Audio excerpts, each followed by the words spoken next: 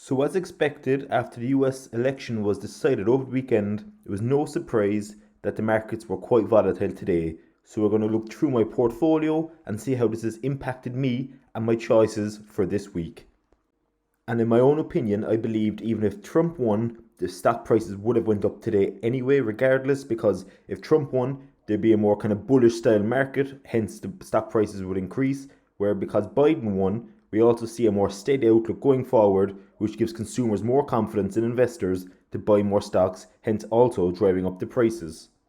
But before we dive into my trading 2-on-2 portfolio, I just want to give a brief outlook at how we are looking now in terms of weightings per sector after the kind of increase in the stock prices today. So in yesterday's video I mentioned that I want to increase my consumer discretionary pie. I had two companies. I've now upped that to 4 in the form of Nike and Starbucks. I've added into this portfolio, and I was originally going to buy a materials, a real estate and a utility sector pie to help improve my diversification in these sectors also. But due to the market today going up quite rapidly, I'm going to hold off on buying companies in these sectors until the markets go back to fair value, as I find I would be really detrimental to my dollar cost averaging if I bought into brand new companies in these three sectors at the current prices. So here we are on my trading 2-on-2 portfolio, and as I always give my weekly updates on a Friday, I want to keep this fairly brief today. So overall, my portfolio is worth €4,750 now. It is up nearly 9.5%, or €410, which equates to just under about $500. So that's definitely the largest my own portfolio has been up in the 7 weeks, so I'm quite happy with that. To briefly just go through each of my 12 pies, communication services is up 12.26%, and all three holdings here are in the green, with the most in the green at the moment, Walt Disney, being up nearly 16%. So I'm quite happy with Walt Disney, as that has been in the red a lot since I've started this portfolio, but I've continued to buy in to improve my dollar cost averaging. In consumer discretionary, we're up 2.5%, and this is the sector where I bought in 2 new positions. So Tesla is currently up 12%, McDonald's is down 1.3%, Starbucks is up 0.6%, and Nike is down 2.4%. So Starbucks and Nike are the two companies I bought in today, so I give it about a week for them to settle in.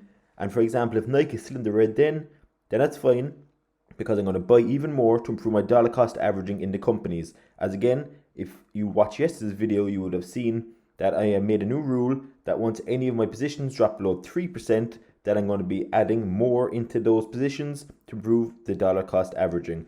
In consumer staples, we're up over 5%, and all 3 positions are in healthy to green. For example, Coca-Cola is up 8.5%, PepsiCo is up nearly 5%, and P&G is currently up over 1%. In my energy sector pie, this has been one of the more volatile pies as of late, but again, I have been taking advantage when this dropped into the red, because one day it's in 5% in the green, the next is 5% in the red, and when it does go into the red, I improve my dollar cost averaging, which over long term will make a huge difference. And you can see even from today, it's up 10.5%, with ExxonMobil up nearly 10%, and Chevron currently up 11.2%. ETF sector pie is up next, and we're currently up over 10%, and we have Vanguard S&P 500 ETF, which is up nearly 10.5%, and my Vanguard FTSE 100 is nearly up 10% also. In financials, we are currently up 13%, and I've been quite bullish in terms of increasing my dollar cost averaging in such companies as Visa and MasterCard over the last few weeks, and that is certainly starting to pay dividends, as we are currently up nearly 10% in Visa, and we're up over 8% in MasterCard. We're up a massive 22.5% in JP Morgan Chase, which is insane, I believe, considering that JP Morgan is one of the more blue chip companies, so you wouldn't really see that much movement in those, especially in the banking sector. But we can even see here as well that Bank of America is up nearly 17%, and Goldman Sachs is up over 10%. So that's really, in my opinion, that's insane gains for such blue chip financial companies. In my healthcare sector pie, we are currently up over 6%, and all 3 companies are in the green, with Johnson & Johnson up 2.4%, AbbVie up 13.5%, and Pfizer is currently up 7.6%. My industrial sector pie is currently up nearly 9%, and all 3 holdings are in the green, with 3M is up 2.4%, Caterpillar is up 18.6%, and Waste Management is up over 10%. In materials, it's quite kind of spectacular to see any one of my pies in the red today, considering everything went up in price nearly, but Barrick Gold is currently down 1.95%, which is completely okay because if it drops any further, I'll start to pump in more money to improve my dollar cost averaging.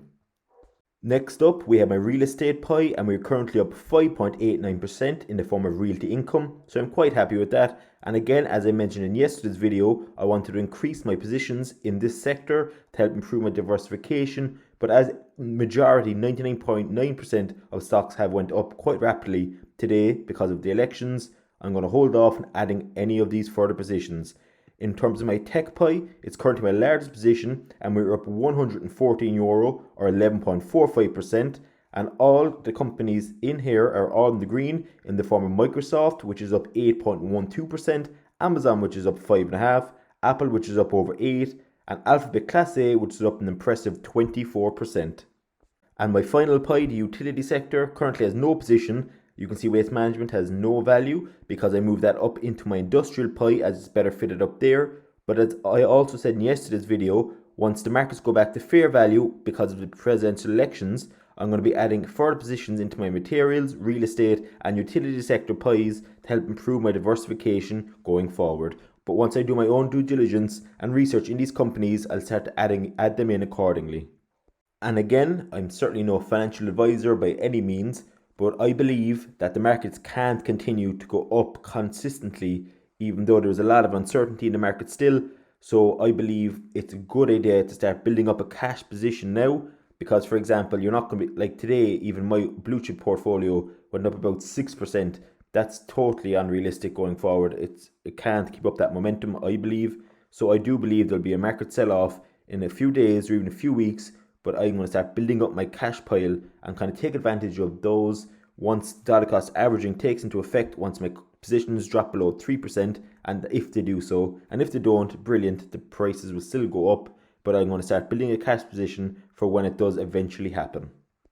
So with all that being said guys, that kind of brings the end to today's video. I just wanted to give you a brief update on how the portfolio has been doing after the presidential elections, and also my thought process behind my future investments. If you found this video anyway helpful or entertaining, it'd be brilliant if you could smash that like button, and as always, if you're new around here, it'd be even better if you would consider subscribing, as it would really help the channel out long term. Also, if you have any questions, queries or comments to make on this video, I'll be delighted to hear from you in the comment section below, as I'm always up for any chats, financial or investment related. So thanks very much guys, I hope you'll have a good week, and I will see you all in tomorrow's video.